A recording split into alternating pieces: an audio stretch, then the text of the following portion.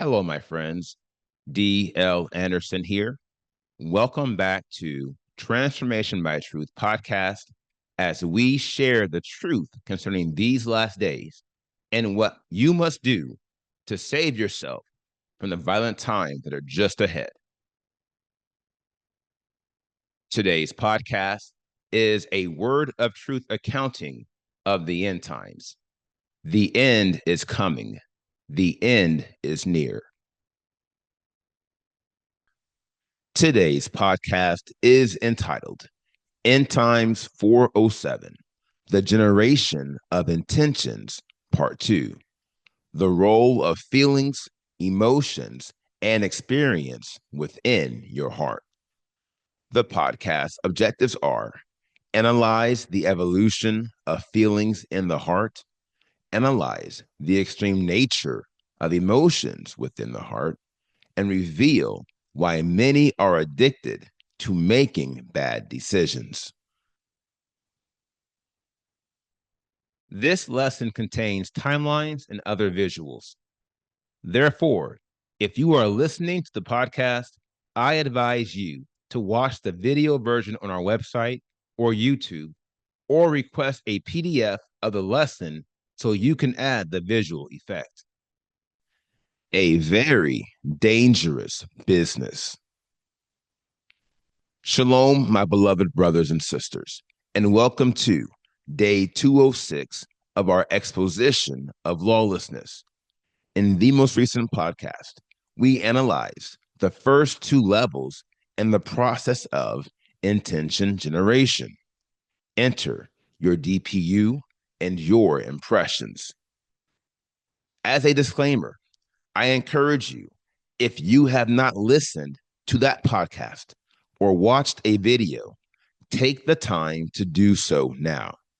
Trust me, this lesson won't make much sense apart from the knowledge we shared on Monday. Along these lines, we have progressed our analyses of the diagram to the right. We began with the left and right complexes, and then we worked our way into the inner heart, vis-a-vis where intentions are formed. Here again, we spent the prior podcast analyzing your DPU and your impressions. And now we're moving on to the next level in the process. Enter feelings. By definition, feelings are the collective sentiments we have on a matter, which informs our attitudes and our opinions. If you recall, this is the same definition I provided when we analyzed the feelings generated within your mind. The reason why is sure. The nature of our impressions, feelings, etc., don't change just because they exist in a different facet of our beings. And this is a testament to the universal nature of the creation. Elohim is a constant.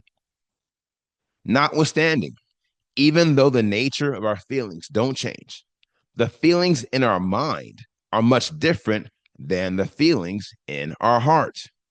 And this is to be expected because these are two unique divisions within our souls. Therefore, the manner in which feelings are employed in your heart, i.e., a sensual entity, could in no wise reflect the manner in which feelings are employed within your mind, i.e., a logical entity. Here is the primary difference. Whereas the feelings in your mind help to formulate a single thought, the feelings in your heart are designed to guide you in the decision-making process. That is, how you should act upon a single thought. Remember, DPU stands for Decision Processing Unit. Ergo, the feelings it generates are a complex network of viewpoints concerning all the decisions you can make. Again, regarding one single thought. One more difference between the feelings in your mind and those within your heart is universal to every faculty or attribute in these two divisions of our souls. And I have mentioned this before. To wit, your thought dimension is very sound, structured, and logical, while your heart is pretty much the exact opposite. Trust me, it is not sound, structured, or logical. Therefore, you, at this juncture, will find trusting the feelings in your heart a very dangerous business. Let me tell you something. Your heart will need a great deal of renovation before your feelings have any spiritually redeeming value.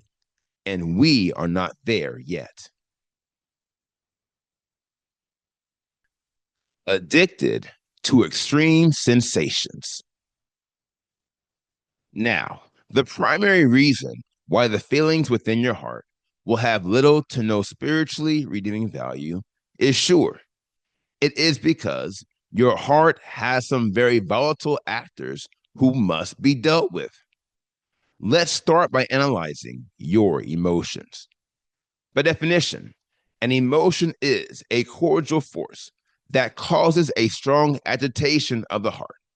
It is an overwhelming encounter, usually accompanied by certain physiological changes. For example, increased heartbeat, respiration, crying, or shaking.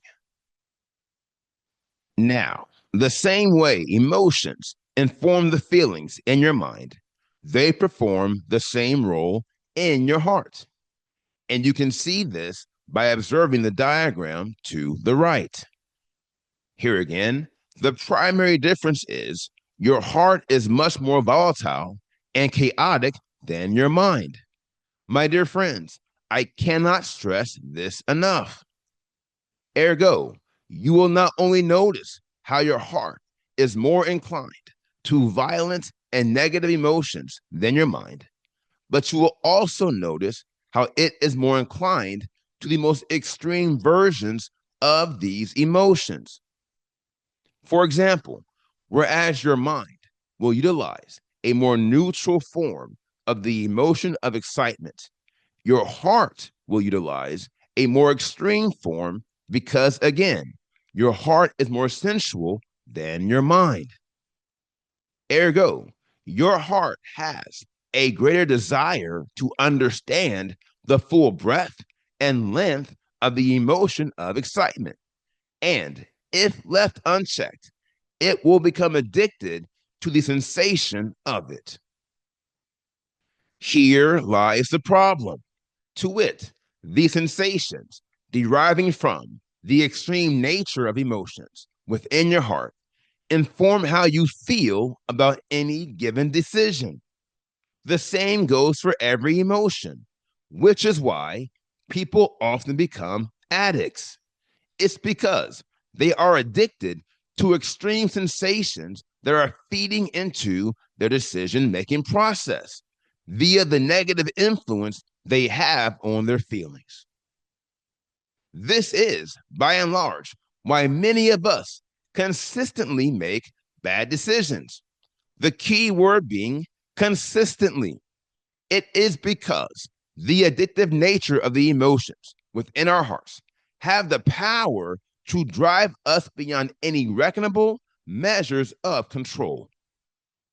Heretofore, the same way I have warned you in times past to be wary of the emotions within your mind, I am warning you now to be 10 times more careful of the emotions within your heart and do everything within your power not to become addicted to extreme sensations. Addicted to bad decisions. Now, fortunately for us, our emotions are not the only influencer of our feelings. Quite the contrary, there is another voice which influences the feelings within our hearts. And if you recall, this voice is also a key factor within your thought dimension. Enter experience. By definition, experience is the fact or state of having been affected by or gained knowledge through direct observation or participation, something personally encountered, undergone, or lived through, the conscious events that make up an individual life. Now, the same way experience helps you generate an informed thought, it also helps you make an informed decision, the latter being a much more difficult undertaking than the former. Along these lines, experience becomes the adult in the room as it pertains to your intentions complex, which is, by and large, a much bigger role than he had in your mind. The reason why is sure, vis-a-vis, the situation in your heart is much more desperate and dire than the situation within your mind. Ergo, the role of experience in your decision-making process is even more critical than his or her role in thought generation. Here is why. Your thought dimension has a key actor called reason. And if you recall, reason is the adult in the room as it pertains to your thought dimension. And trust me, he is a greater advocate with a much more powerful voice than experience. And that's saying a lot. Here lies the inflection. Vis-a-vis, there is no voice of reason within your heart. You can see this by observing the diagram to the right. A voice of reason is nowhere to be found. And thus, whereas experience and reason work together along with your conscience to purge your thought dimension, your heart is not only void of reason, my dear friends, your heart by default has no conscience. Allow me to say it again for emphasis. Your heart has no conscience. A seat is there, but no one is at the table. Therefore, your experience is the lone progressive voice within your decision-making process. And this, my friends, is yet another prime reason why men and women are addicted to making bad, oft very bad decisions in their lives. Now, here is the final word. The dangers of the heart are real, and they evolve from how you feel. Brothers and sisters, you must believe me. This is a very delicate topic, primarily because many of us put way too much stock in our feelings, specifically the feelings within our hearts. Now, let me tell you something, and I'm begging your pardon if your feelings get hurt, but the Most High doesn't care too much about how you feel or how I feel if our feelings are not aligned with his feelings. Why? The answer is sure. Look here. If our feelings are not aligned with his feelings, we will never become masters of his will. And if we fail to become masters of his will, then we will never be sealed and we will never be saved. Here lies the inflection. The Most High wants you to be sealed. He wants you to be saved. But if your feelings are preventing you from being sealed and from being saved, my dear friends, you need a heart change. To wit, you need to change how you feel. Now, let me tell you something. More often than not, your feelings evolve from empty matters, and none of these are real. So take my advice and don't get stuck on how you feel. Rather, be willing to make spiritual upgrades to your feelings, for this is the Father's will. Now, here is today's assignment. Meditate on the word you have heard today. And as always, ask the Father to reveal the truth to you. For the children of Elohim live by conviction.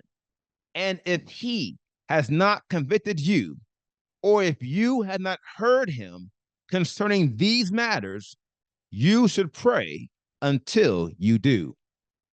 Today, I want you to meditate on the word I have shared. Specifically, I want for you to meditate on the feelings in your heart vis-a-vis past feelings, present feelings, and feelings you'll have in the future. In doing so, I want you to determine what is driving your feelings vis-a-vis. Are your feelings being driven by emotions or by experience? If they are being driven by emotions, obviously that will need to change. Remember, your emotions will lead you, but they won't guide you. To wit, they will put you on a certain path without knowing where the path leads and how it ends. This is not the case for experience. Quite the contrary, your experiences, quite naturally, will tell you how a path ends because you've already seen it. That's why it's called experience. And it's why he or she is the best teacher your heart will ever have. Make sure you are listening to him or her in all your prayers. Trust me, reigning over every degree of lawlessness is very demanding. It's hard enough as it is. So don't make it harder. Rather, take advantage of all the features Yahuwah has given you to make it easier and lighter. My dear friend, you will be well served if you make your path easier and lighter. Now, here is what's next. We completed today's podcast, End Times 407, The Generation of Intentions, Part 2. And the next podcast is entitled End Times 408, The Generation of Intentions, Part 3. I will post this podcast on Friday, January 24th, 2025. Until then, my friends, continue to be led by the Spirit of Elohim. Continue to watch, continue to pray, continue in fasting, and most of all, continue to be focused, for the end is coming. The end is near.